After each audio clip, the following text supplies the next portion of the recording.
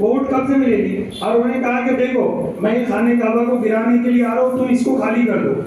تو پہلے مشورہ بھی کرنے کے حساب سے عبد المطلب کو باہر بلایا. عبد المطلب چپ کے باہر چلے گئے اور جانے کے بعد میں کہا کہ دیکھو میں خانہ کعبہ کا گرانے کے لیے آیا ہوں، تمہاری کیا رائے ہے؟ کہا کہ مجھے کیا لینا دینا خانہ کعبہ سے، میں اس لیے تیرے پاس آیا کہ جو میرے اونٹ تو نے قبضے میں لیے وہ اونٹ خالی کر دے، وہ اونٹ میرے.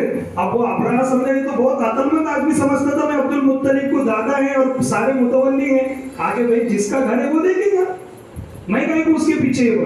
اب نتیجہ یہ ہوا جیسے عبد المطلب کے جملہ یہ نکلنا تھا، اللہ رب العزت کی پھر قدرت الہی جوش میں آئی اور اللہ تعالیٰ نے اسباب کو ختم کر کے ابابیل جہاں سے کوئی سوچ نہیں سکتا تھا ان کو سبب بنا دیا. اور وہ کنکرے معمولی کنکری لے کر آتے تھے، اپنے چوچ میں آتی کی تھی چیڑی کے، وہ کنکری جب اوپر سے گراتی تھی تاریخ کی کتابوں میں لکھا ہے جس ہاتھی پر گرتی تھی اس کو چیرتے ہوئے زمین میں چل جاتی.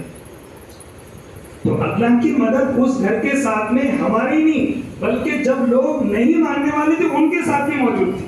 تو آج بھی اللہ رب العزت اللہ کے رسول نے فرمایا روزانہ اس گھر پر 120 رحمتوں کا نزول ہوتا ہے. کتنا؟ 120 رحمتوں روزانہ ڈیلی. اسی کے سیدھ میں خانہ کعبہ کے سیدھ میں اوپر بیت المعمور ہے جہاں روزانہ کروڑوں فرشتے طواف کرتے ہیں. کتنے؟ کروڑوں.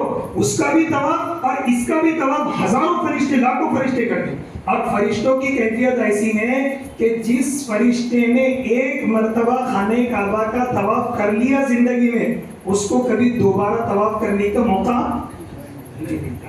اس کو کبھی دوبارہ، اتنے فرشتے ہیں کہ ان کو دوبارہ طواف کا موقع. اور آپ کتنے خوش قسمت ہیں کہ اللہ تعالیٰ بار بار آپ کو طواف کا موقع دے.